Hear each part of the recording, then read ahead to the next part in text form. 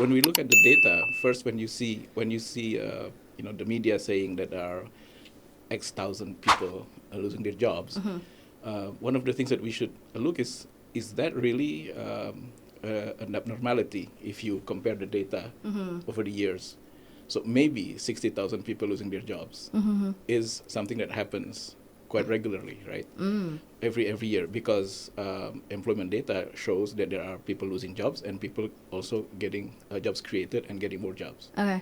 So we're trying to look at the data from BPS, Statistics Indonesia, and I think in their latest report, which is released a few days ago, the number of employment is actually still low in Indonesia, about 5%. Okay. And it's declining.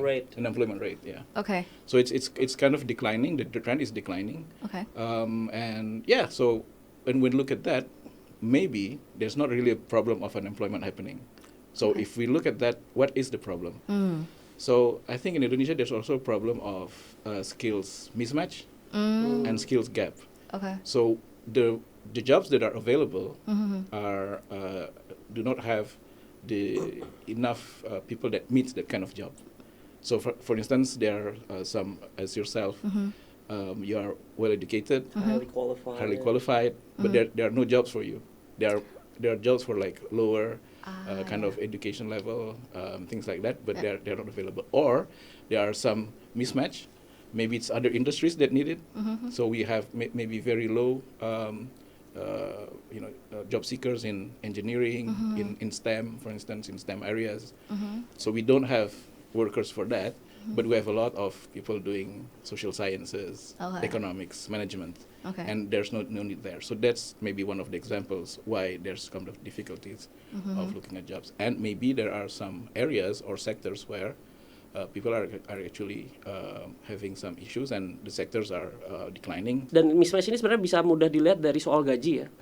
Jadi apakah orang itu menolak pekerjaannya ada tapi gajinya nggak cocok sehingga dia memilih untuk unemployed daripada dia nanti terima job ini ternyata like 2 months dari sekarang dia dapat yang lebih baik, rate-nya sesuai dia inginkan. Jadi gambling juga sebenarnya menerima pekerjaan itu kan. Sama dengan yang mengemploy, buat dia juga gambling karena sekali Anda sudah mengemploy seorang, ngepecatnya tuh tidak semudah itu. And this is ini di literatur labor economics-nya Indo cukup prevalent ya, bahwa labor market Indonesia ini cukup rigid gitu. Sulit untuk mencat orang. Terus UMR-nya relatively tinggi depending on what kind of job yang tersedia gitu ya, dan talent yang ada gitu. We can talk more about this later on gitu ya. Tapi akibatnya adalah meng-hire orang tuh jadi ekstra mikir gitu, karena once you commit to this person, it's hard to get out, right? When some risk is involved, you become a little bit more averse, right? So itu satu, tapi saya mau jawab pemerintah sama ngapain aja. Memang setelah COVID ada beberapa kebijakan sebetulnya ya.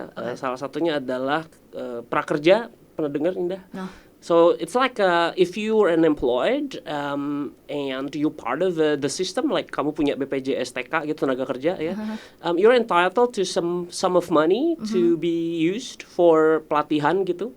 Jadi ada pelatihan online gratis, gratis buat kamu ya, which is dibayarin pemerintah, sebenarnya nggak gratis. Kamu dikasih some kind of coupon untuk, bukan gratis ya, ada angkanya berapa. Tapi, government subsidized. Yes, and you can apply and then the government will pay for that training. Jadi ada itu. Terus ada juga yang namanya, saya lupa gue lupa nih nama legalnya apa ya, tapi basically some sort of an unemployment insurance. So if you had a job and then kamu dipecat, kamu berhak untuk dapat per bulan sekian, lupa lah angkanya ya, some kind of a job security, social security kind of thing. So you're part of that, and then you got unemployed, the government will pay for you until you get a new job. So at least di sana ada memberitakan hal yang buruk mungkin lebih menghasilkan klik dan keviralan daripada kamu bilang pemerintah kerja loh sebenarnya. Gitu. That's crazy. So that's probably also contributed to what you said. I was gonna say like the role of media in bias, not exacerbating the situation, but the role of media in making it seem like, oh my God, unemployment is so horrible, like we can't get jobs, our children can't get jobs. When I guess now you're saying it's like actually like, okay, calm down. It's not, we're not the worst. Yes. But is it fair to say it's not that bad, but it's not good but it's not good either. Not good either. Yeah. But I don't know, like Yeah. I can't think of any country that doesn't. I mean, correct me if I'm wrong. I can't think of any country where there's like, I mean, everybody's employed. Like, of course, there's gonna be unemployment, Yes, right? There's Of always course. unemployment, yeah. And I think like globally, 5% is quite a good number. 5%. Yeah, Yeah. if you compare Okay. From other countries. Okay. Dan So, pengangguran yeah. memang it will never reach zero, right? Yeah. Because when you graduated Oh, yeah. and then you're looking for a job and somehow BPS kamu kena survei kerja nggak, of course you say no, right? But that doesn't mean that you're actually worse off.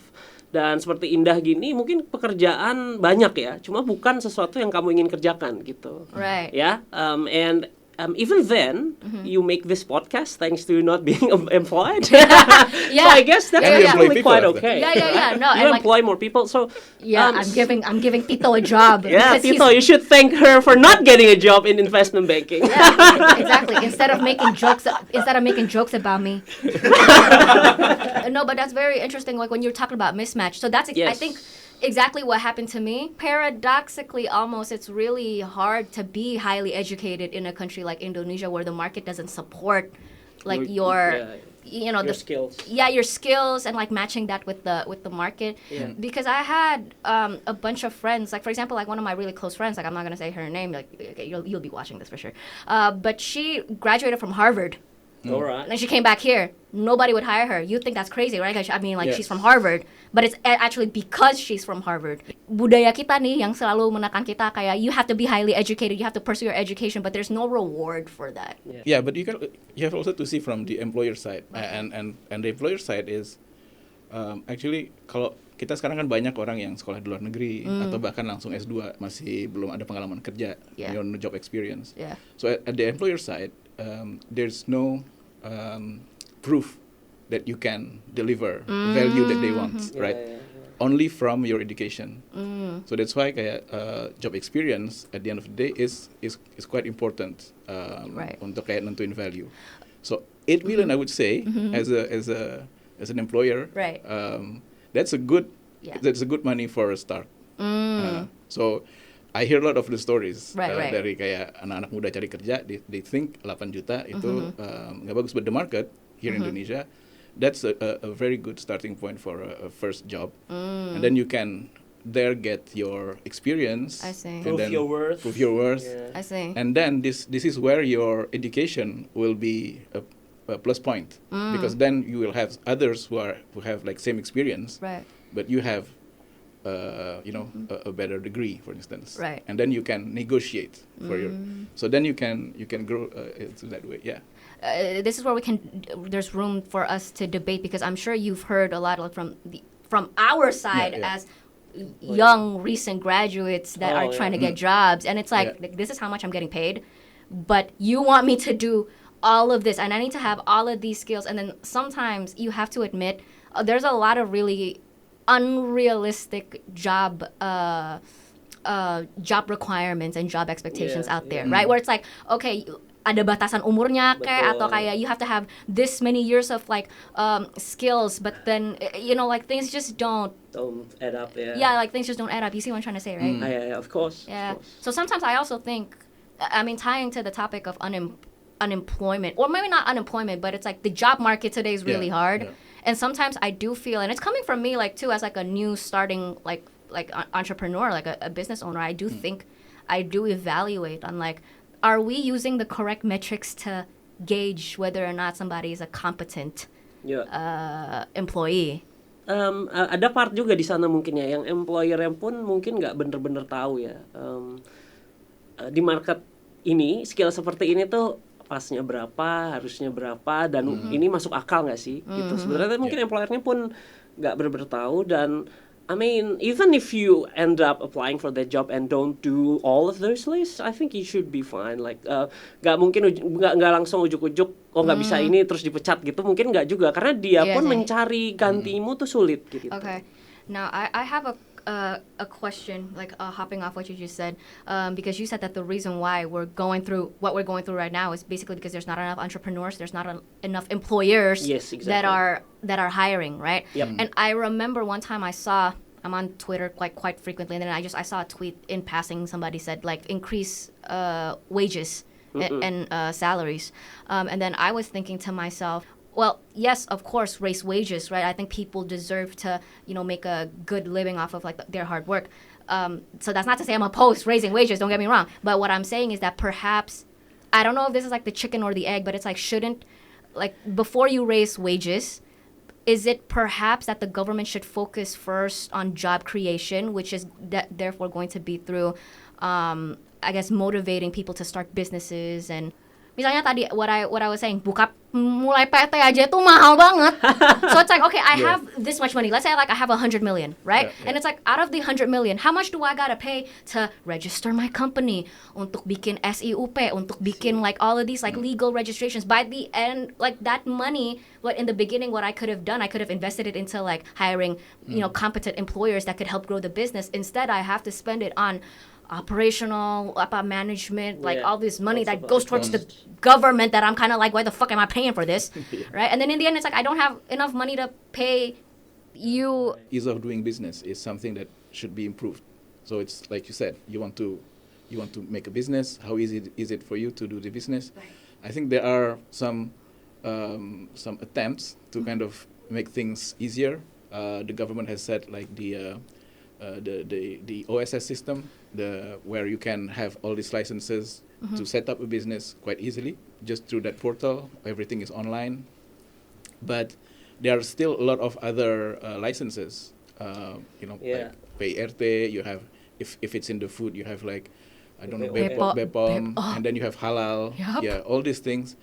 This is what we also believe at CIPS, that this kind of becomes a hindrance to businesses to grow. So this needs to be either make it more easy, because we understand that there's a balance between protecting consumers and also ensuring that businesses can grow. So that's an area where government should focus on, rather than having, for instance, we have a lot of layoffs in textile. Yeah. So now let's close textile imports, for instance. Yeah. That's really Right? And that's a form of, correct me if I'm wrong, that's a form of protectionism, essentially. That's a protectionism. Yeah. And if you do that, what happens is consumers lose, because then we have more expensive clothes, right? Clothing, and then that's the need for everybody. So like inflation will go up, things like that. So you're right. We have to focus more on how can we make our businesses easier to set up. Right. How can we make them easier to operate? Right. Like minimum wages is very important for a business, because if you talk about 5.5 million and you're just starting, it's difficult for you to meet those. And then you have BPJS Kesehatan, you have BPJS TK. Oh yeah. All those things make it more difficult to make like a formal business going. So that's where Right. Because if you have all these businesses being created, then jobs will be created, and then the economy will move, will grow, and that's where the government should focus on. Minimum wage, I think it's under discussed, and most of the discussions really revolve around we need to push it even more higher and higher, right? Yeah. And that's a popular way to say these things, and Yeah. I will get cancelled by saying this, so if you get cancelled, I'm with you. Unfortunately, memang begini ya, problemnya adalah kalau soal minimum wage, dia tidak diset pemerintah, that's at least one thing we can say. Jadi ada organisasi buruh yang ngobrol sama pemerintah, and then dan juga pengusaha ya, organisasi pengusaha, and they negotiate, and then segini yuk, ayo gitu. And then when they both agree, centang. Gitu. Nah, thing is, of course, orang yang sudah menjadi pekerja itu punya insentif untuk minta naik gaji. Jadi mereka akan menego, naikin dong, please raise up. However, if minimum wage ini seperti tadi Indah bilang ya, nggak suitable untuk banyak orang karena terlalu banyak cost, sehingga jobs tidak tercipta karena orang mau bikin perusahaan tuh udah repot, nanti bayar aku nggak kuat gitu ya. Akhirnya harusnya ada sebuah kerjaan jadi nggak ada. Ini merugikan orang yang belum menjadi tenaga kerja gitu. Jadi karena discussionnya sama tenaga kerja, of course they will ask for more, right? Right. And then if you're an entrepreneur and you kind of saw this happening, right? And then you've kind of nanti ke depan gimana ya? Pasti tahun depan minta naik lagi. While in this economy, right? And then we can't afford that. Exactly. So pengusaha akan mikir, oh nanti dulu deh. Apalagi kalau pengusahanya MNCs ya yang punya option untuk buka kantor di negara lain, things like this. So jadi sebenarnya upah minimum itu tinggi atau rendah, layak atau enggak itu I think that's a political question to be honest. Tapi kita ada ukurannya, apakah sebuah minimum wage itu tinggi atau rendah. Aduh, nama indeksnya apa ya? Tapi yang jelas saat ini minimum wage Indonesia di kota-kota yang industrinya maju itu setara, sama persis dengan mediannya. So minimum should be the lower bound. So if the minimum is equals the median, then it's actually quite high up there, right? Artinya apa? It's inflated? Artinya ya bukan exactly inflated, tapi ada half humans in Indonesia work below that wage. Artinya ada marketnya. Jadi sebenarnya hanya karena ada minimum wage tidak berarti terus semua pekerja akan dibayar segitu. Justru separuh tenaga kerja itu dibayar di bawah dia gitu. Artinya apa? Sebenarnya ada marketnya nih. Ada market di mana orang rela mendapat gaji di bawah itu, which is ya udah nggak apa-apa di bawah minimum wage gitu ya. Which is kalau ada marketnya berarti minimum wage ini sebenarnya bukan angka yang pas dong ya. Dan juga ada supply-nya of course ya. Kebalik. Supply-nya pekerja, demand-nya adalah pengusaha gitu. Artinya apa? Ada banyak ekonomi di bawah minimum wage ini sebenarnya yang sedang maju ya, bukan maju ya, yang sedang yang exist gitu. Which is strange because if you have minimum wage it should be like a very lower bound, right? Terus orang-orang ini siapa yang dibayar di bawah minimum wage? Pekerja informal. Why they have to go informal? Because creating formal business is that hard. Exactly, you just said, right? Jadi akhirnya apa? Ya udah informal deh, buka toko di rumah. Oh ya udah deh, nanam di kebun saya di rumah. Is that also an example? Sorry to cut you off, but isn't that also the example of why a lot of people are going to Gojek? Exactly, that's why. And this is a very solid ground for informal economy. Like informal economy likes it when they have minimum wage because then not enough jobs in the formal sectors. So you have a lot of people doesn't have jobs who will work for any wage you offer them. Right? Something like this. Dan saya juga mungkin satu lagi ya, beberapa orang yang sering saya ngobrol diskurs soal ini adalah if minimum wage is low, that means the employer is the one who exploit them. Right? That's not necessarily true. When we talk about employer seperti BUMN, MNCs, I don't know, maybe. Tapi kalau kita bicara employer yang, as you mentioned, right, like yourself even, right? It's hard for them to get by. Being an entrepreneur in Indonesia is very, very hard. It's hard to access finance, hard to access skill. Your market is gitu-gitu aja. So dari sisi pekerja, which is majority of people, maybe ya, sebagian besar orang ini adalah mungkin buruh, terutama yang aktif di media sosial. Tentu saja mereka akan mikir, oh kasihan ya buruh gitu. Tapi jarang ada yang mengasihani entrepreneur. Jadi agak-agak I'll try to tip the balance as you said. Aku juga nggak bilang oh ya udah buruh murah aja, nggak juga gitu ya. Tapi memang semua ekonomi yang mulai dari bawah akan seperti ini kondisinya. Baik employernya maupun employee-nya akan kesulitan gitu. Tidak bisa mendapat apa yang kita inginkan. I guess the second part is the Omnibus Law. Right? So like explain that to me like I'm a dumb 5-year-old. Okay, it's gonna be hard. Okay, but 10-year-old. I will try. Okay, like I'm 10 is doable. Okay, so salah satu flagship dari UU Cipta Kerja ini adalah yang tadi Mas Anton bilang ya, bahwa the whole keruwetan red tapes, bureaucracy, whatever shit, itu di-compile jadi satu undang-undang sehingga entrepreneur supposedly theoretically speaking only have to look at that undang-undang and only have to deal with satu pintu lah ya ke BKPM atau Kementerian Investasi gitu. Jadi kamu tidak harus datang ke tadi bikin siup di investasi tapi bikin ini ke BKPM. Jadi kamu datangi berbagai pintu gitu ya, enggak maunya gitu, jadi maunya cuma satu BKPM. Unfortunately that's not really the case because benar kalau kamu mau, ini mungkin kamu lebih tahu ya, saya juga belum pernah masuk ke OSS-nya mereka sih, to be honest, cuma pernah ngintip aja. Anda akan dikasih list of things you need to fulfill, like all those izin yang Anton bilang.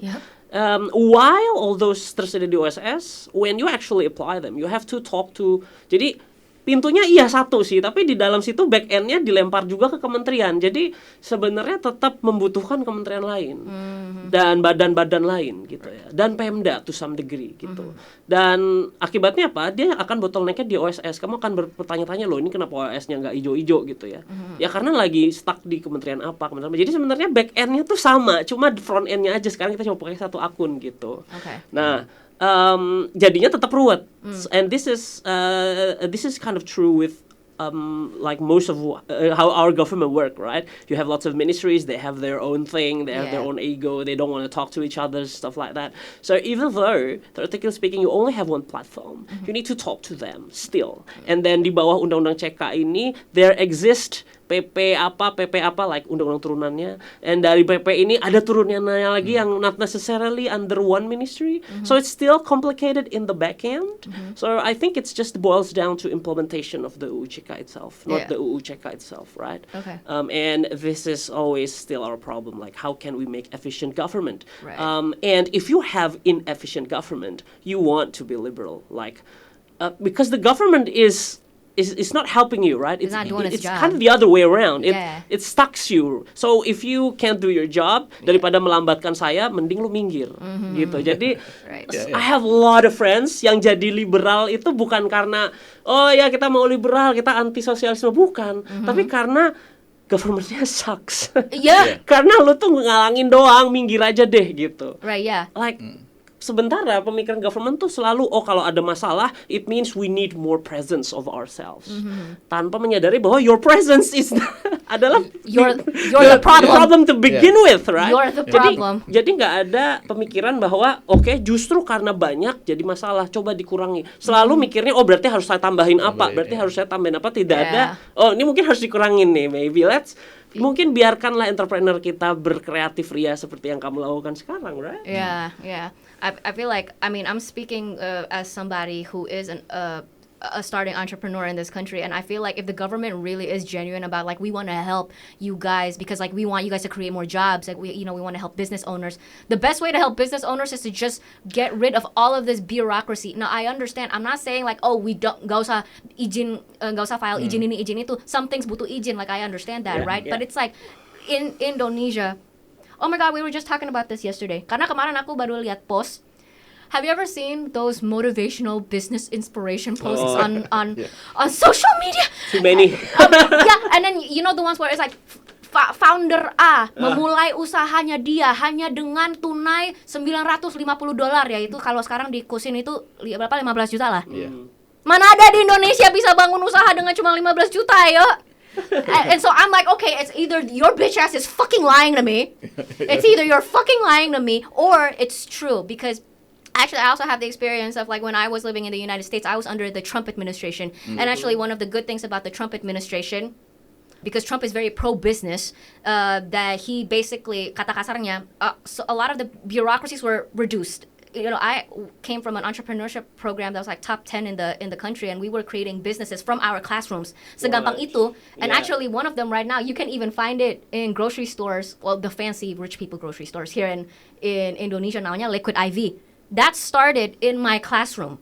Oh, wow. Nice. Cool. Yeah, because that's not to say that in the United States you can just make a business and like there's no laws, aturan kayak gitu. Tapi maksudnya kayak gampang sebenarnya, the barrier to entry, I think that's the right term. The barrier to entry is like so much lower compared to here in Indonesia, where it's like I gotta spend all this money for like stupid registrations that don't even. I could have not done this. I also tried to set up a business. It's quite fast to get your PT. I think I paid about 10 million. Right. So I get the PT, but then you will have other licenses yang masih belum masuk ke dalam OSS. And this is because setiap kementerian itu mereka masih belum mau menyerahkan ke sana, memasukkan, ada masalah teknis, ada masalah non teknis. Like they have their own platform. They have their own platforms. They have their jadi ini yang bikin susah implementasinya. Jadi ada banyak aturan-aturan, dan setiap izin ini kan dari lembaga-lembaga berbeda. Jadi kalau kita lihat yang sekarang yang paling banyak dipakai misalnya untuk UMKM ya. To be able to compete on e-commerce kan itu sangat susah ya. Karena produk mirip tuh banyak. Jadi salah satunya misalnya adalah standar nasional Indonesia. So untuk dapat SNI ada lembaganya kan dari Badan Standarisasi Nasional, dari BSN. Terus habis itu nanti kalau sekarang tapi agak diundur itu ada tadi kan rencana wajib ada halal. Itu kan juga berarti dia harus ngurusinnya ke apa itu kalau halal? Badan something ya, udah jadi badan. A new badan ya kan? Yeah, the new Dulunya badan. MUI and then there's a new badan halal. Okay. And then you have izin usaha rumah tangga, things like that. Itu jadi membuat banyak informal. So if you're saying people who start their business very low, Right. yang misalnya mulainya dari berapa juta, itu adalah informal businesses. Dia bisa bangun pelan-pelan karena semuanya itu tidak dalam aturan. Right. Yes. Tapi that's a problem. Why? Because as long as they're informal, mereka akan punya kesulitan untuk bisa grow. Kenapa? Karena then mereka nggak bisa dapat ke akses pinjaman financing. Right. So then they will encounter a barrier. Makanya kita lihat banyak usaha-usaha itu mereka jadi segitu-segitu aja. Jadi dia nggak bisa growing. Makanya yang perlu itu tadi, how can we make this easier for these small businesses, informal businesses, micro entrepreneurs, untuk mereka itu jadi bisa dapat jadi usaha yang lebih formal, bisa diformalkan, dan mereka bisa mengambil opportunity yang tersedia bagi usaha formal seperti pembiayaan salah satunya. Right. Nah, kalau itu nggak ada ya nggak bisa naik kelas kan, selalu bilang gitu kan. Gimana caranya naik kelas? Okay. So how to do that? I think we have to deregulate and let the market do its job. Daripada banyak aturan-aturan jadi menghambat seperti itu. Right. I guess you touched a very important point, Indah, about why I do all this, right? Kenapa saya harus daftar ini kan? Dan of course, yang penting kan soal keamanan konsumen lah. Actually, there's a good, decent reason why we have those things. Problemnya itu lebih ke yang tidak melakukan apa yang kamu lakukan itu juga bisa mulai bisnis informal tadi. Dan ya udah tuh mereka bisa. Kenapa aku harus begitu? Jadi they don't really menegakkan this kind of peraturan kan. Harusnya kalau kamu tidak punya izin ini berarti kamu nggak boleh jualan ini dong. Have we ever encounter someone like that yang aku jual makanan nggak punya PIRT, jual aja, emang terus dia ditangkap? Enggak kan? Jadi kayak saya naik motor gitu ya, motorku kan punya nomor polisi, terus depanku motor lain nggak ada nomor polisinya, berarti lu nggak bayar pajak dong. Kalau dia bisa jalan di jalan raya tanpa bayar pajak, why should I? Right? So masalahnya adalah all these good reasons are not enforced. Like semua alasan baik kenapa sebuah usaha butuh lisensi itu tidak dijalankan. Jadi kalau kamu nggak punya lisensi harusnya berhenti beroperasi. Nggak ada tuh yang patroli melarang orang. Sehingga apa akibatnya? Karena cost untuk follow the rules is not cheap, and then the cost for not following the rule is practically zero because nggak ada yang menegakkan. Then why should you follow the rules, right? Akibatnya, in fact, kalau kamu follow rules, bikin ini harus menyediakan harus bersedia di audit, harus bayar sesuai UMR.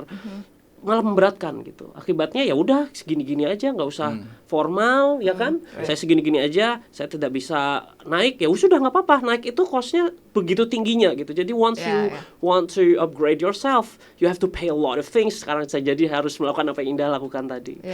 On the other hand, yang punya uang sangat besar, perusahaan besar itu bisa bayar macam-macam gitu ya. Semua bisa lewat lawyer, minta tolong ke lawyernya, something like that. I know a lot of corporate lawyer actually do that. Thanks to bureaucracy being hard, they have a job. Jadi akibatnya apa? Kita kehilangan yang di tengah ini. Mungkin pernah dengar middle class yang hilang ya. Ini juga partly perusahaan itu juga gitu, entrepreneurs itu juga gitu. Either you're very small or you're very big.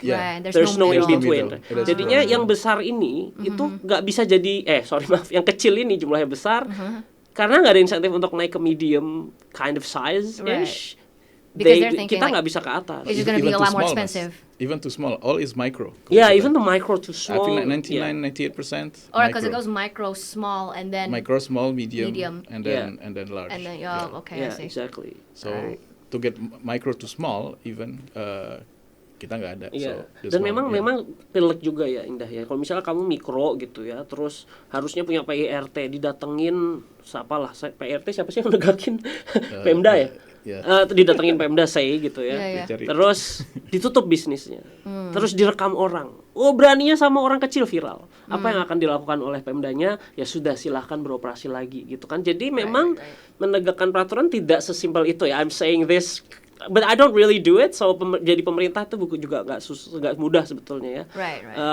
Ya problem-problem seperti ini yang membuat all things jadi a little bit more complicated.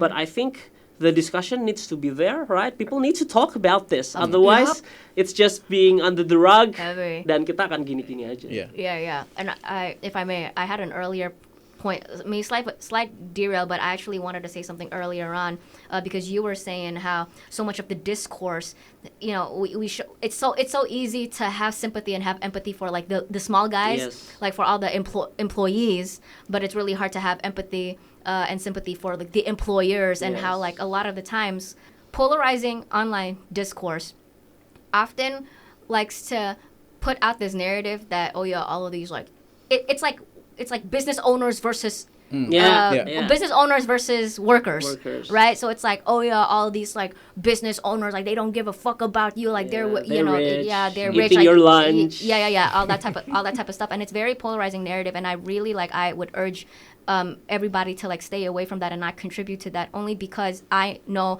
from my own experience, and also like I have people in my life, like obviously like my mom's an entrepreneur, I have a lot of other friends that are entrepreneurs, and in reality I'm not saying that there are no evil people that are willing to like exploit you. Pasti ada di luar sana ada, tapi yang maksudnya itu kalau if I'm gonna be honest, I feel like in the real world a lot of the injustices and like the problems that we have are caused by a minority of problematic people. Whereas it's like in the real world, most of us business owners, we don't have a problem with paying you your fair share.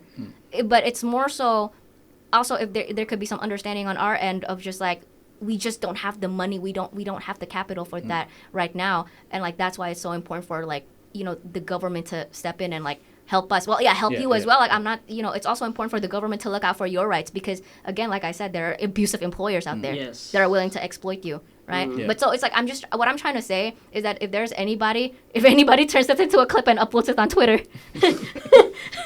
like what I'm trying to say is I feel like kita itu salah parkir. Like we're not supposed to park our car in like this discourse of like business owners versus employee versus workers, the rich versus the poor. It's like no, like parkirnya itu kayak how can we push the government to literally just do their freaking jobs and like provide both parties our rights and like our fair access.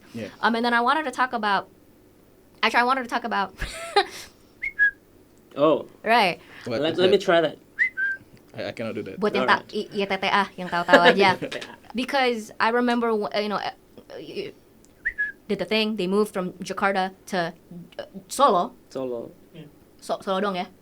They moved to Solo because obviously the UMR in the minimum wage in Solo is like a lot cheaper, and so it's like compared to Jakarta, and then of course everybody's first immediate reaction, at least on the internet, was like, because like all these fucking companies, like they don't want to pay they don't want to pay workers their fair share, and so like they're always trying to look for like the cheapest thing. And I guess it's like in my head the devil's advocate to that would be, if I were in Chicken's position, if I were in Chicken's position, I think if any of us were in Chicken's position, wouldn't we do the same thing? And so it's like I kind of wanted to explore that scenario of like, I mean, was what did I guess like wrong, and it's like, or is that just like the natural procession of things? No, I think in Indonesia we have a very kind of bad perception or understanding of the market. When you talk about the market, pasar bebas, dan orang Indonesia langsung kayak, oh ini kapitalisme, eksploitasi, that kind of it. Tapi market sebenarnya nobody creates it kan. It's kind of an aggregate of relationships between people that want to collaborate. So you have business owners with employees, they want to collaborate, and then you create the job market, and then there's suppliers. Nah, sekarang when we talk about regulations, itu adalah memberikan kebebasan bagi all these individuals to kind of connect and collaborate in the best way possible without too much interference dari pihak lain, pihak luar yang akan mempersulit hubungan mereka gitu. Nah, jadi kalau dalam konteks itu misalnya ada daerah yang secara market atau secara bisnis makes more sense, yaitu we have to let them be the decision gitu. Dari sana berarti kan there's incentive, and then you have workers there yang mau untuk dapat kerja sana dan mampu kerja sana. So that's good for those workers, right? Before that they don't have any access on jobs gitu. And then there was this ecosystem will build, dan di situ kita lihat pemerintah harusnya berfokus pada bukan ikut mengatur dan mempengaruhi outcomes-nya, tapi menyediakan lingkungan yang memadai untuk tumbuhnya itu seperti itu. So when we talk about that, we like to talk about entrepreneurial ecosystem. Ekosistem itu sebenarnya kan nggak banyak diatur. So if you look at like YouTube videos, you see like YouTube videos where they kind of create small ecosystems. Have you seen that? Where they put some ants and then some, and then it creates itself, and then it becomes alive. So that's what the government should do, like to create the living conditions, and then in the ecosystem itself, all the actors will create that balance that would benefit all. Dan as you have explained, kita itu punya kecenderungan untuk berkolaborasi, dan itu pasti kolaborasinya niat yang baik. Jadi sebenarnya orang jatuh sedikit.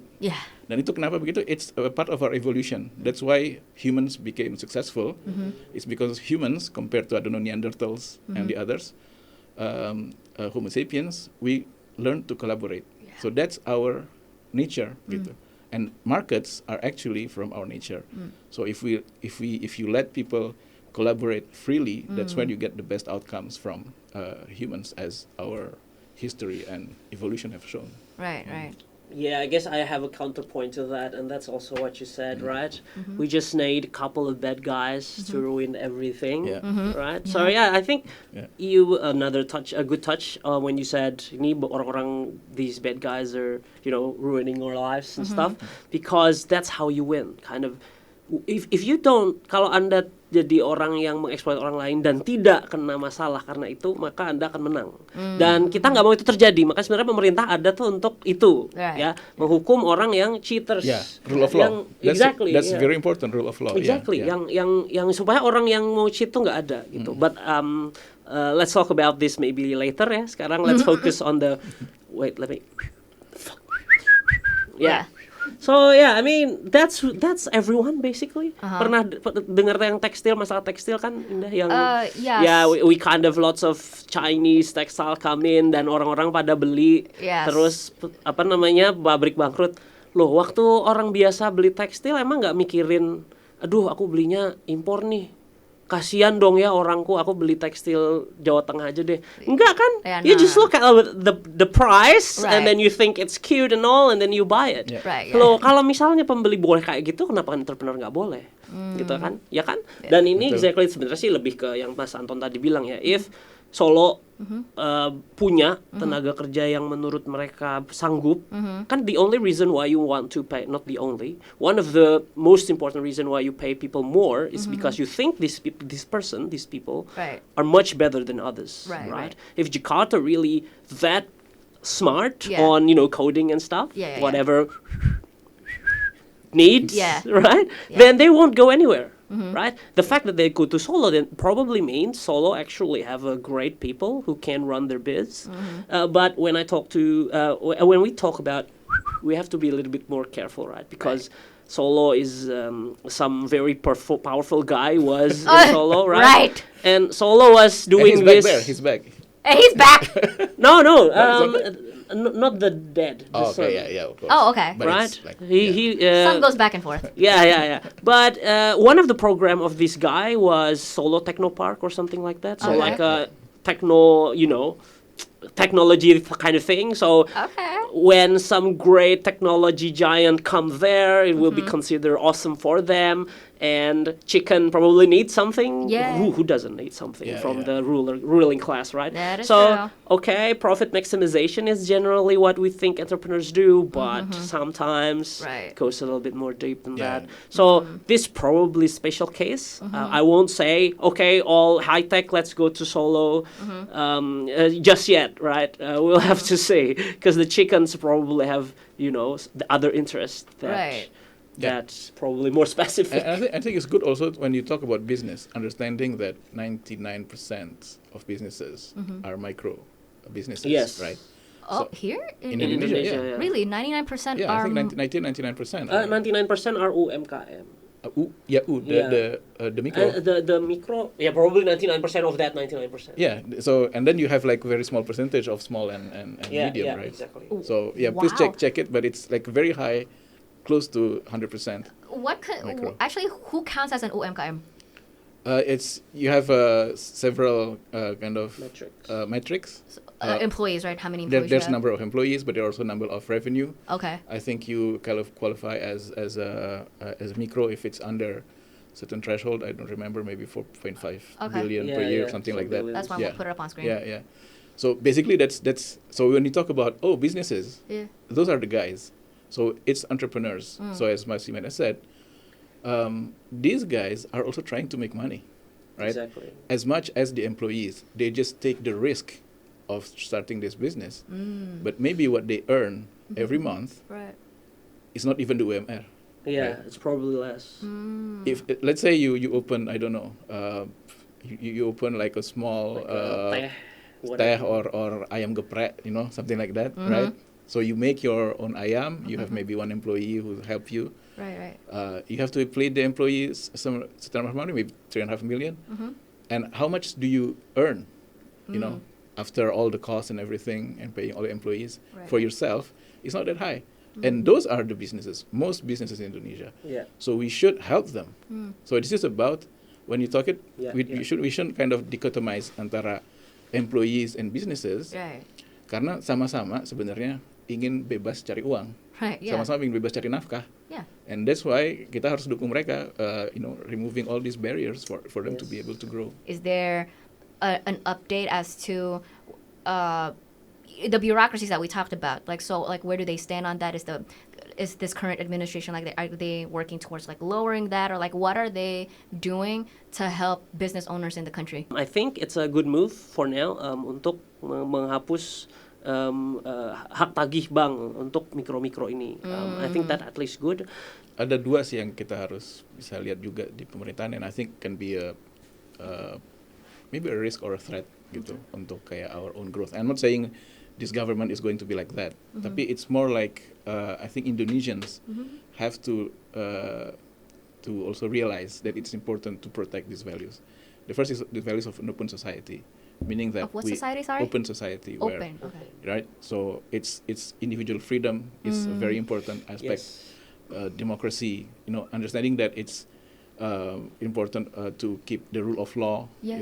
Everybody has to follow the rule of law, and we have seen, like, in some cases with the government there are some issues with rule of law, like recently when there's all these changes with the regulations on the DPR, and then appointment of certain sons, Yeah. and then people went to the streets. So we have to do that, because the danger would be if there is more populism. So this is like the thing where you said, we say, there are some people who are hurting the poor, so that we have to fight them. That's populism, right? Yeah. So you create enemies. So that's dangerous, because that you create policies that are not leading to good outcomes. Right. Polarizing policies. Polarizing as well. policies, Exactly. but also policy that's not based on evidence, not based on because it's based on sentiments, Yeah. Right. and people will support that. And the second thing is also protectionism. It's quite on the same kind of level. It's when you kind of close something because you say you want to help the local businesses. Yeah. One example, misalnya e-commerce, there's this limitations untuk barang-barang di bawah $100 nggak bisa dimasukin ke Indonesia, yang berakibat juga pada keluarnya a major e-commerce player, dan itu berakibat pada banyak UMKM jadi kehilangan akses intermediate goods dia. Artinya goods yang dia impor untuk dia produksi barang dia sendiri gitu. Ini kan small business yang akhirnya dia jadi harus mencari akses yang baru. Dia juga jadi rugi karena cost dia bisa meningkat.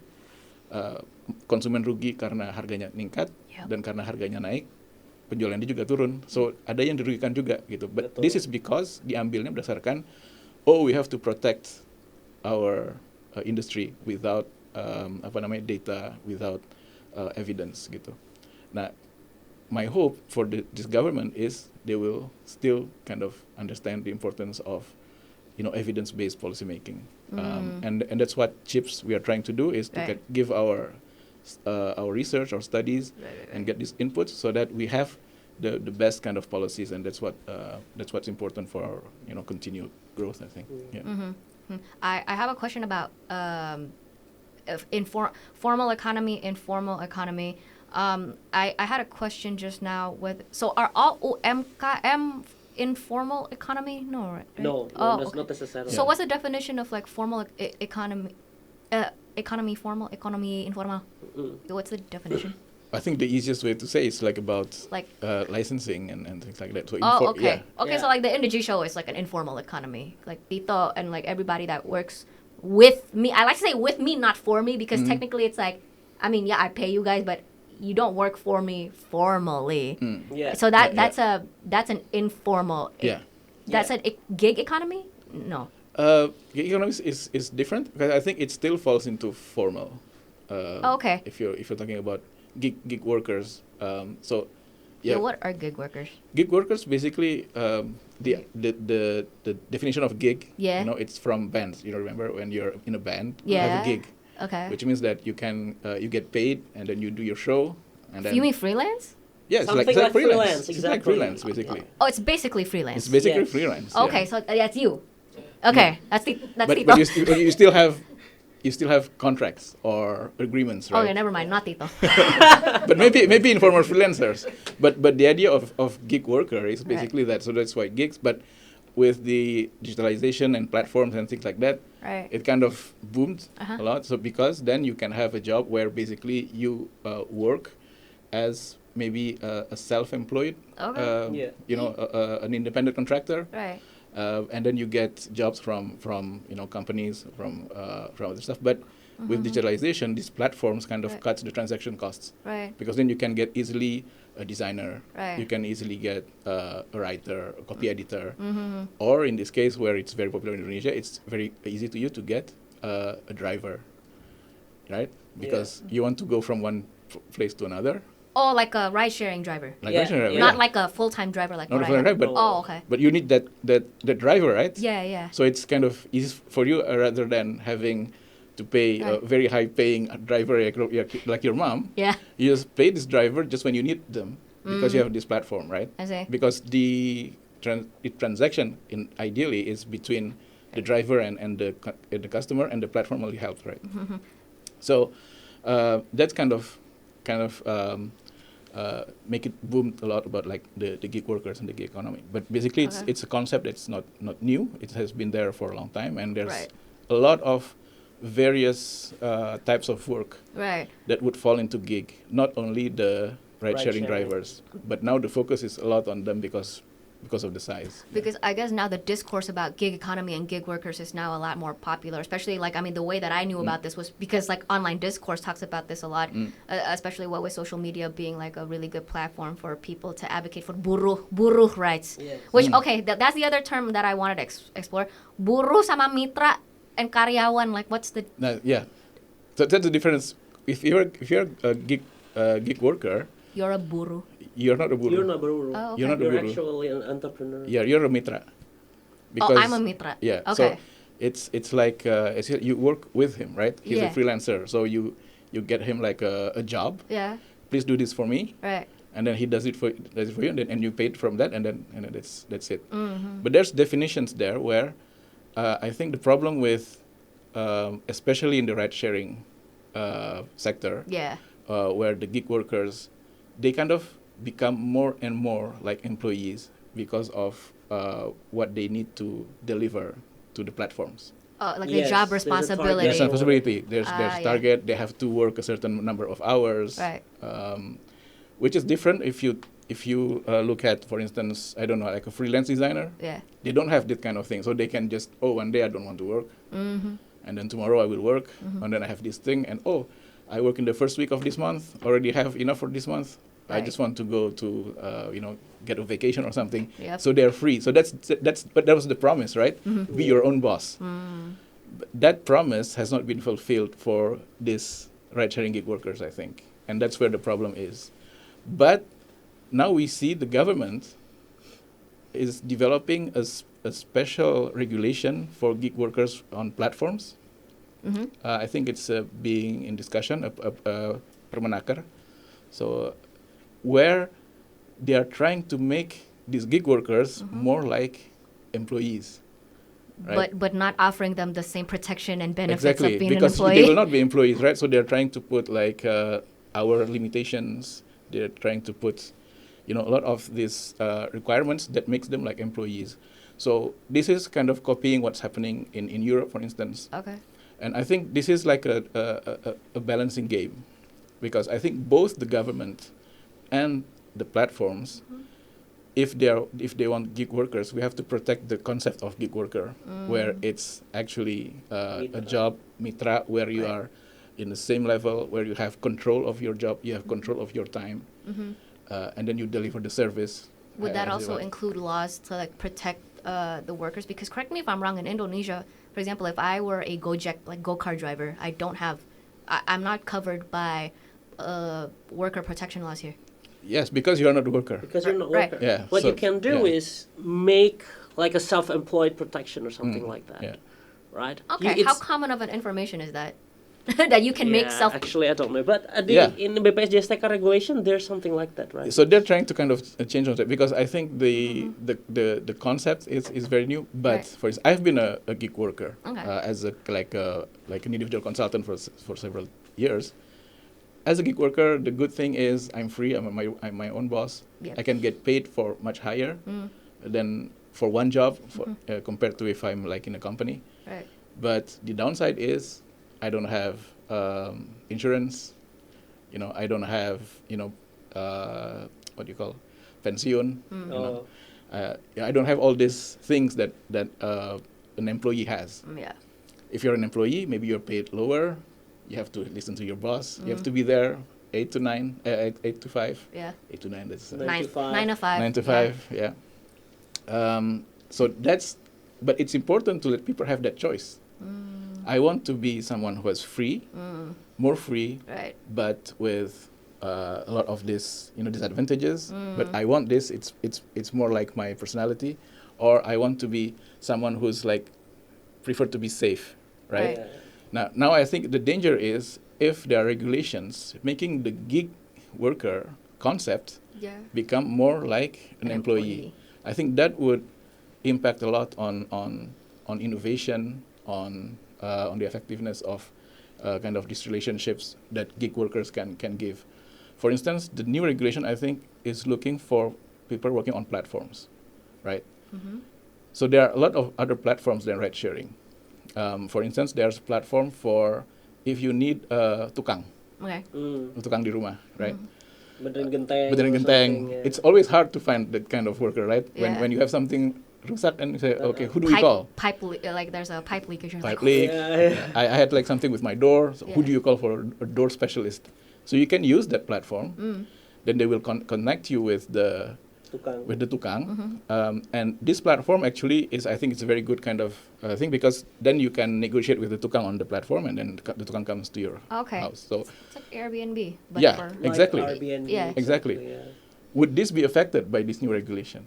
Would then this guy be required to have like minimum, the platform needs to kind of give some insurance to this guy, and give some, so it kind of changes the whole concept. He didn't need that. He didn't demand that. Okay. So we understand that there's issues with gig workers in ride-sharing platforms that needs to be solved, but we have to also be careful to protect the concept of gig workers. Yeah, I suppose this also matters because the power of the gig workers versus the platform isn't very balanced, right? Like, if the platform want to cut your pay, they Yeah. can do it anytime Yeah. they want, Yeah. right? Yeah, And that's true. as long as people still use your platform, albeit with a very, very low, they can keep pushing it down, right? And there's no law against that at the moment, I think. Atau it's- ada it's- like it's- a lower it- bound or something like It's that? also not transparent, But actually. it's also not transparent. Isn't yeah. that what happened with the Gojek and the ride Yes. the strike? Exactly. Yeah. I don't So think that. let's no, yeah, no, yeah, no, but quoting. that's what happens. And I think it's because for ride sharing, Right. and maybe some from other forms of this kind of gig workers, Right. it becomes more and more like a normal employee. Exactly. It's unfair, basically. It's Yeah. kind of like Unfair. you're not paying me for like the amount of work that I'm doing. Again. And they don't have the choice. Yeah. Yeah. So Yes. if as a gig worker, you have the choice. So if you want to get a gig to play in a band, so you can decide whether you want to be there or not. If they pay you 500,000 rupiah per Yeah. hour, Uh-huh, or 1,000 rupiah or 1 million rupiah per hour, that's your choice to say, oh, no, I'm not doing for 1 million rupiah. So that's the idea. Yeah. That's why like this tukang, he will propose his price, we can negotiate, he will agree. So that's the freedom, that's being their own boss. I think for a lot of these gig workers on their sharing platforms, they don't even know how much they get when there's this ride that they are doing, when there's like a surge pricing, for instance. Mm. I don't think they're informed, and we are not informed how much of that surge goes to the mitra, Towards that. Yeah. Oh, okay. and why is that surge. So there's I think the problem where that needs to be solved, and I think an approach where we kind of try to put back the balance is the best approach, rather than regulating the whole gig worker economy, Right. which the gig Yeah. economy, which I think can have what do you call it, unintended consequences. And then, and this is the reason why I think also we have to think a little bit more systematically, right? This is why I despise some thinking with the government. Like when you see a problem A, then we have to tackle that A instead of thinking, oh, this problem A caused by problem B. It's a consequence of a different problem. So the reason why platform have that amount of power is because they have vast majority of the mitra, right? We have lots of mitra. Why we have lots of mitra? Because they can't find better jobs, right? Again, sorry, Helena, because I'm a little bit like slow with the definition. So mitra is somebody like Like you me, and okay, Tito. yeah, Tito over here. Okay, where Right. it's like we're not. Yeah, so basically when you're a mitra, right, Right. you can like you follow contract and do it and then get out. Okay. And then you have to think everything for yourself, like your pension, Yeah. your insurance. You have to think for it with Right. for yourself, right? But mitra And- has contracts, right? Yeah, yeah. Yeah. Oh, okay, then never mind. Wait, I'm not a mitra. You're mitra but informal. Yeah. Oh, okay. But I think the relationship is not you boss. Yes. Right. So in a part, it's a partnership. Like a mitraan is a partnership, right? Yeah. Yes. So there's a certain communication, transparency, and I think this is one of the things that has been asked by ride sharing, drivers. Yeah. Is What are we? they're mitra, Yeah. but you're not treating us as mitra. Oh, okay. So we want to be treated more like employees then, if that's how you treat me. Right. Yeah. So Yeah, so that's the exactly. discussion. So that's the discussion. But because if they are mitra, Yeah. they should be like, okay, when there's a surge, this is what you'll get. Do you want to take the surge, right? Okay. And then it should also be informed to like the consumers. I don't think when we look at the Right. pricing, how much they get, we just know that we pay X this amount. much. Yeah, and sometimes if you want to ask to the driver how much do you get, and if you are good with them, you will realize that it's kind of a much smaller amount that they Than what actually you get. actually pay. I mean, they like there eventually are Gojek drivers that make TikTok videos and like they talk about this shit. Well, they're Okay. like, I mean, we Yeah, make like we make nothing Yeah. from like our hard work. Like mostly like the company, that Yeah. company these companies take it. And also the other thing. Oh my God, please tell me that when I tip these drivers, like the tip is for them, right? Like please. Yeah, Tell yeah. Oh, I okay. think the tip is for them. Okay. I think so. That Okay, is true. I would be so pissed if it turns out all the time like But- the company's been taking my But tips. here's the How thing, many right? people tipped? Yeah, not so many people think. Oh, yeah, that tip. too. But I think the more important thing is they can learn your behavior. So, Indah is a very good tipper. So when I give Indah a driver, I Yeah. can actually push this driver's wage even lower because I know you will tip him. So they can also learn the behavior of each mitra and each consumers as well. And do this. That's why I always avoid tipping through the app. I just give the money right away, right? Because Indah tip like 20K, so I can push it lower. Yeah, allegedly. Allegedly. I mean, they can do that if they want. But I fucking believe it if they could do Your what they belief want. isn't my tanggung jawab ya. Yeah, no, but I like that's my own belief. Like I believe that if they can do it, I believe like they would do it. That's such a bitch ass move. Yeah, that's why they keep giving us money if we, like for example, other like a restaurant who has apps will always give you discount or whatever incentive to Right. order through apps Right. instead of in the cashier, right? Right. Because if you do it in apps, they can learn your behavior. Whereas if you go to cashier, they don't know who you are. They don't record who is Indah. But in the apps, you have your they can create pseudo Indah, synthetic Indah through the way you behave, right? Wow. And then they know what kind of menu you like, what kind of menu, if this got discount this much, you will, order additional this much, this kind of thing. That's why putting your order in apps is really important for these apps guys. Oh. And I tried my best to avoid All right. transaction through apps as much as I can. Okay. I have this problem with when I go to the airport. So you know how at the airport back then we used to be able to tip them like just tip them directly in cash. Oh, yeah. Like now apparently they're under some company. They're under some company, and then so now we can't tip them directly, right? Right. And so the money. So we pay I think it was with Curious. I normally pay with Curious, and then you pay, and then it goes towards the company, and then you're just supposed to trust that these companies are gonna distribute their tips. Yeah. Is it tips, or is it that you're actually paying for No, I think that's No, it's that you have tips. Okay. I think they say it's tips. Oh, So. okay. Oh, But you're right. There's no. But it's not. Yeah, but it's not tip. But there's actually a good argument for that, because we typically in an enterprise where lots of people are involved, Right. We typically tip the person that we face, right? So for example, in a restaurant, we tip the waiter. The waiter, yeah. But we never do anything with the cooks inside that we never get to face. That's true, yeah. Right. So this company might want to, the waiter, you do a good job, but you can only do that job because there's a cook. So you have to share it with them. If you don't want to share it directly, the company will share it for you, something like that. So at least there's that argument. Okay. That's a pretty good argument. That's a possibility. Yeah. No, I mean We're not talking about possibilities. right. No, but We're not that's saying anything. No, but that's a pretty good argument. But actually, on the topic of freelance, and this very much correlates with Gen Zs and what's going on with Gen Zs in Indonesia right now, where I think I saw in an article that most Gen Zs now opt for freelance working.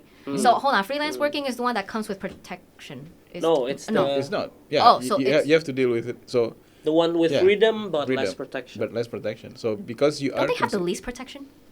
It's not that they have least protection. It's that they have to protect themselves. Yes. But I mean that means that they have zero protection. Yes. Yeah. Okay, Tito, that's you. Yeah, exactly. But Tito, that's exactly you. But Tito can pay your BPJS independently. There's a BPJS. You have BPJS? You can. Oh, okay. Yeah. So if you're in a company, it paid through your company, but if you are independent, then you pay yourself.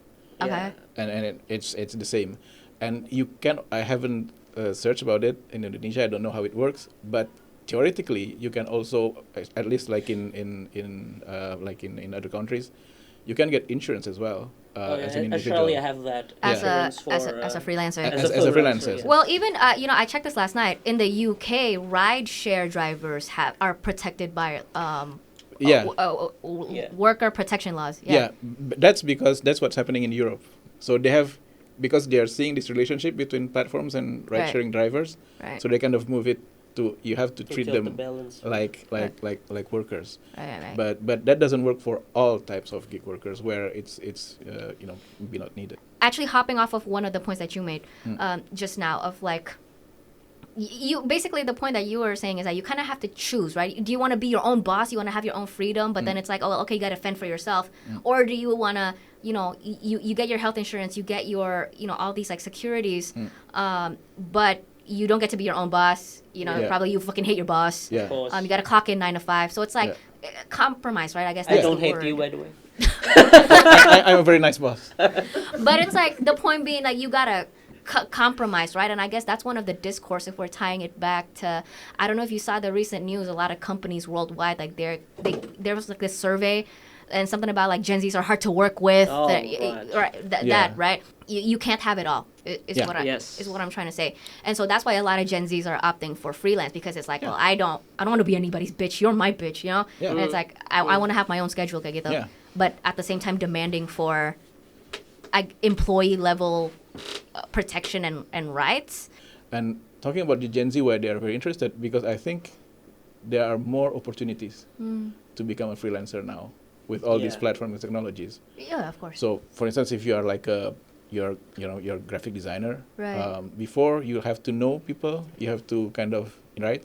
Now you just can put yourself in that platform, and you put your portfolio, and then jobs can come from for you, even internationally, right? So there's these possibilities. So that's why people are interested, and I think it's not necessarily a bad thing if they can survive and thrive like that, because a lot of people survive and thrive as gig workers. And if you think about it, like athletes, Sinetron actors, they are all gig workers. But I also want to be careful a little bit when we talk, when we generalize, right? We only see the Gen Zs we see in TikTok and stuff, right? And the fact that they're viral could potentially means they're like the outlier, right? Biasanya viral-viral itu kan justru yang unik, Well, yeah, and bukan the yang extreme general, cases as well. right? Yeah. So yeah, I think that's also probably this. And that's true. in the end, doesn't matter what you think, right? It's what happened. So you can think, oh, I want to be freelancer, and then some good jobs, like normal jobs, comes in, and you say yes, why not? Right. You just don't upload it. Aku nggak jadi freelancer ya. No, right? You only upload things that fun. Yeah. So boring stuff won't be there, and we don't Yeah. necessarily understand. Yeah, or like clickbaity, right? It's like what's like the most extreme, most mencolok thing to get people's attention. Exactly. And actually, that ties into your earlier point and our discussion of like even talking about employment, right? I think one of the worst things about social media, and I can attest to this as somebody who grew up on social media, ekspektasinya itu jadi berlebihan. Jadi berlebihan, which ties in with employment actually, right? Of like, because they do make this argument, like with the thing with Gen Zs and why a lot of corporations don't want to hire us, is because it's like, okay, kalian ekspektasinya tuh berlebihan. Kayak kalian itu baru lulus, baru masuk, udah gajinya mau kayak. You said about 8 million is actually decent. It's actually decent. I get, well, okay, I guess with me, because I guess I'm factoring in the fact that I'm a foreign graduate, but I guess at the same time, no, but it's the same. I think everybody gets that number, and everybody is not feeling that it's a good number. But what I remind my fellow fresh graduates is that what you think your value is only real if the market can give you that value. Realize that that's your value. Yes, so if you don't get any offer, it's just your thinking, right? Yeah, it's your delusion. It's your And Delulu is not always the Salulu. Exactly. Have you heard that? Delulu is the Salulu? No. No. I know Delulu, I don't know Salulu. Yeah, Salulu solution. So delusion. Oh my God. Yeah, exactly. Delusion is the solution. Delulu is the Salulu. Okay. And in a lot of cases, I'm so sorry, you guys. Like, I know that's like the cool, like, new thing to say, like, Amasas Gen Z. It's like Delulu, the Salulu. Delulu is not always the Salulu, because, like you said, if the market can't support it, like, it's not gonna happen. If the market doesn't value it at certain price. And you know what? Marriage market sounds like that too, right? When you think you deserve like a man or women that's this, but they actually don't exist. Right, yeah. And you end up not with anyone. I think it's all about choice, right? So if you're kind of, you wanted to get paid like 15 million. Yeah.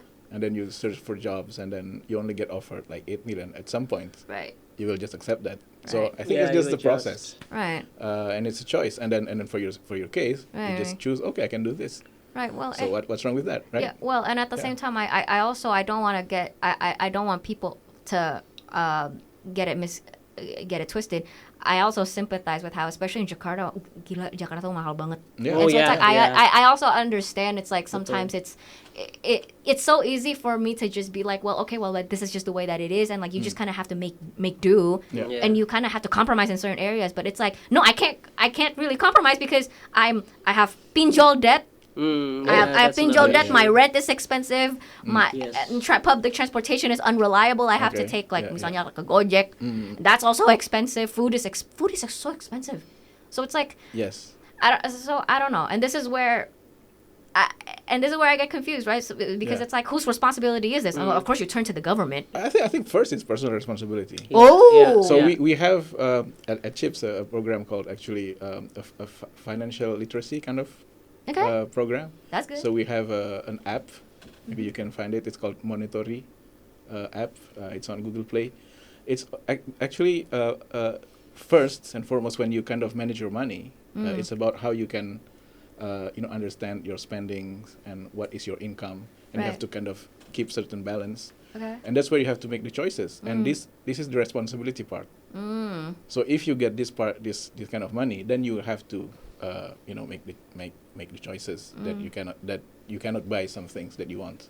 Like when I got married, I like to buy computers, but I have to pay for my kid and my wife, so I cannot get everything, right? So I have to manage. So I think it's good to have like financial literacy, financial management kind of things, and then you can manage your money responsibly based on what the market is saying your value is. What do you think of the argument? I don't have any money to manage. Well, if you can buy coffee, then you probably have. Yeah. Right. So actually, the less money you have, the more you need to manage it.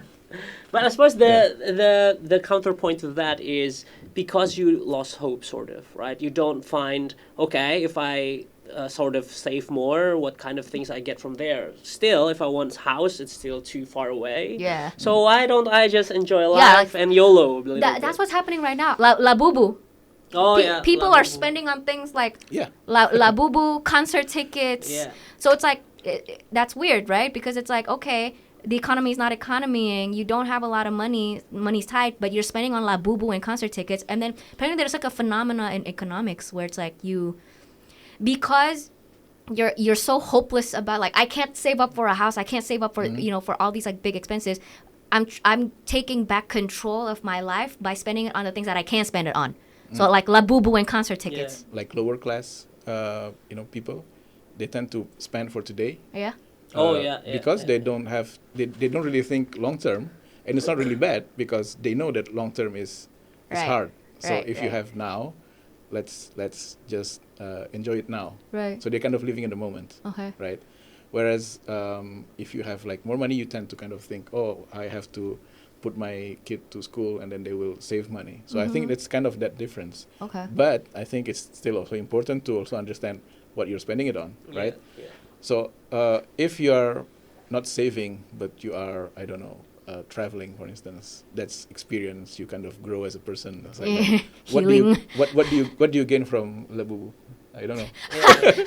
But so, La Bubu's a doll. That's me personally. I have seen that. Yeah. But I suppose the most important thing is that you know the calculation, right? You know how much your future you gave up by doing this short-term thing, because and this is also problematic in the case of judo, right? Judi online, right? Because you think my return will be higher if I spend on judi than if I save, right? I lost 10 and just need one win to become a millionaire, something like that. So to me, that is definitely speaking of a problem, right? If we don't think in the long term, and that's definitely something the government needs to do. Right. But at least for us as a normal people, how much of your future saving that you can get by not buying La Bubu and stuff. That calculation needs to be made. I feel like I would make the argument coffee for a lot of us is a necessity. Right? So it's like, look, if it's coffee, go get your coffee. Go get your frappuccino, whatever sweet sugary coffee drink. But if it's like La Bubu concert tickets, I feel like that's where I feel like that's where people can save up. Even though again, like I sympathize, it's like you're so hopeless about like, fuck, I'll never be able to afford a house. But there's also a problem, right? But saving too much is also kind of problematic because that means you stop buying things. And if things that you buy is an income for someone else, then that someone else will have a reduction of income. Then that someone else can't buy item C, and the people who sell item C. The economy. So there's this paradox that Keynes kind of told us as well. And when that happened, what the government needs to step in, right? By coming in and then buying a lot of things from the economy, so the economy keeps going.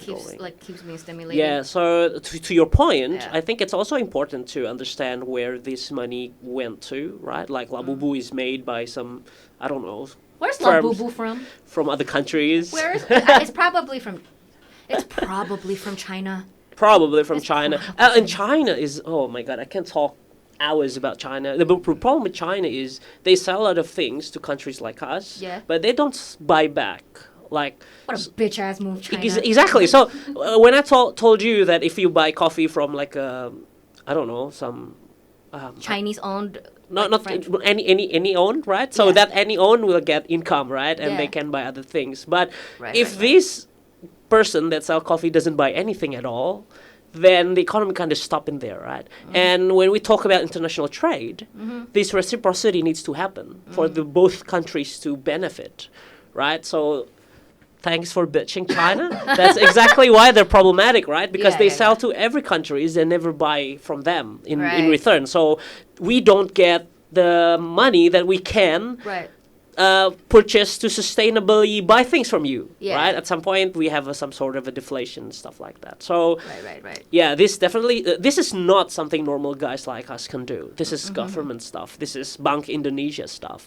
So, they have to be sleeping very badly, knowing all these things like hurting our economy. They should have, but but yeah, for us. The best we can do is just make calculation. Pray for the best. I think companies can also, instead of money going towards other things, like I guess events is like one example. Like that money could just go towards like paying your workers. Oh yeah. Right, because that's like actually your most important investment as a business is the people that work for you. But on the other hand, events also gives jobs to other organizers, to suppliers, to lagi. Yeah, so it's always. We need one another. Like it's like high school. It's like High School Musical. We're all in this together. We're all in this together. Yeah, but I suppose that's why open economy is very good, right? There will be firms who do that, make events and shit, and there will be firms that actually invest in your workers. Those who will stay are the one who make a good decision. Now the thing is, we don't know what the good decision is. Great. Right? You can spend on event and then suddenly you blow up viral and then get lots of demand. Right. Whereas people who invest in your workers kind of nobody knows them and they died. That also possible. Yeah. Right? So that's the beauty of the market, right? They judge us. Basically, it judges without we have to blame someone. So if you die, you die. Like it's just the nature of the economy. Right? And so cold. Exactly, economy is cold. But that's what's pushing innovation. Exactly. That kind of needs for survival. So I think it's for businesses, for like entrepreneurs, that need for survival is very important because it creates ideas. It creates innovation. Yeah, I suppose. I think this is actually for a firm to die is actually an important mechanism. Like if this firm is bad, doesn't really, productive and stuff, it's better for them to die. So their worker that works for them can work for other companies so that are actually winning. Yeah, you're not just there beating a dead horse. Yeah. However, these firms that are not very productive, they may want to find some safe haven, right? They can go to the government, please help us. Government, the economy is bad.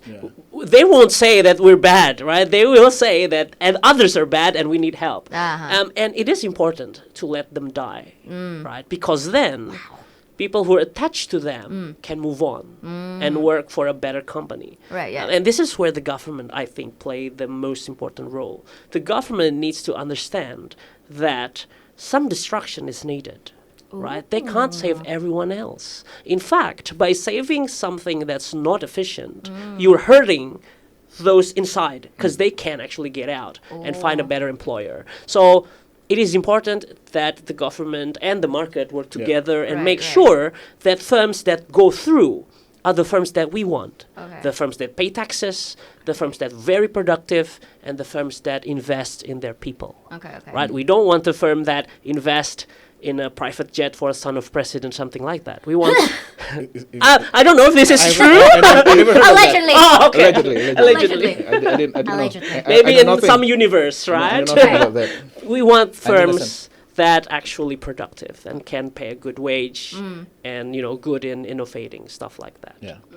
This is about to get a little bit philosophical, but I'm just realizing, like, hopping off of your point just now, there's the saying, like, one man's trash is another man's treasure, right? So as in to say, I think, hopping off of your point about how, for example, I didn't get that investment banking job.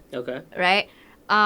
Maybe that investment banking firm was that I wanted to apply to that ended up rejecting me. Maybe like a few months later, like they just went bankrupt, or maybe like they're a dying company that should like have like died, and then let's say I ended up working for that company and then I got laid off. And in the moment when you get laid off, you're like, oh fuck, my life is over. I want to kill myself and everything is miserable and I'm screwed, right? But then it's like sometimes you don't realize like the grand scheme of things of like, okay, you're laid off like right now. But you know what? I think eventually like you are definitely gonna get job somewhere. You're gonna make something Somewhere, work yeah. because that's just the nature of human nature is that we Yeah. survive, Yeah. right? Yes. And then it's like, actually, by you not having a job, and you not like the alternative, like let's say you get a job, but you're working at a company that's like dying, right? And it's Not very productive. right? And it's not very Not productive. good for your growth. And it's bad for the economy, Yes. right? Whereas actually, maybe in that scenario, it's actually better for you to be laid off and like wait for Exactly. you to get another job that actually contributes towards the economy. Mm. And then when you contribute to the economy, it has a ripple effect. It helps Yeah. like everybody else. I didn't get that investment banking job. Maybe it's for the best because now I'm doing the Indah show, even though this is this is an informal job. But I hope I'm contributing something. I'm paying for your rent. At least. I pay for his rent. Yes. I pay for his rent. I pay for my other team. They freelance for me. Yeah, that's Yeah. stimulating the economy. And Exactly. then you go to the warteg and you buy food from the warteg, and that stimulates the economy. Yeah. I'm doing something. Exactly. I'm doing Right. something. And you're using displays, Yeah. right? Yeah. Oh, You're yeah. using displays. Noise. Yeah. Yeah. Exactly.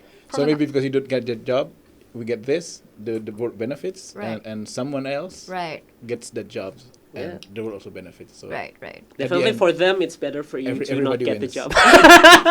Yeah. That too. Yeah. That too. Or it's like somebody better than me got the job, and that's actually better for the economy. Exactly. Yeah. That's true. Yeah, so that's why when you let things free, you'll get the best outcome. So Just that's- let life happen. That's Yeah, that's yeah. that's the idea That's the idea. of the invisible hands a little bit, because that's kind of The invisible hand. yeah. My students love Invisible Hand when I talk about it. What's his name? Adam Smith. Adam Yeah. Smith, Yep. The That's invisible the guy. That's the guy, the invisible hand. And I think that is it for this episode, you guys. Be sure to like, comment, fucking subscribe, Please.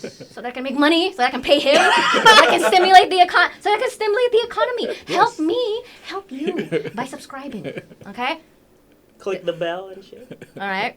Their information down below. This is Mas Anton. This is Mas. How do you pronounce your name again? Let's call it Imet. Imet. Okay. This is Mas Anton.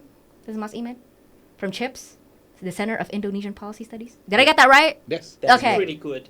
Wait, that's correct. That's pretty That's correct. What is it? No, it's right. You're correct. Center of Indonesian Policy Center Studies. for Yes. Indonesian Policy Studies. Yeah. Yeah, Center of Indonesian Policy Studies. There you go. And that's it, you guys. Bye-bye.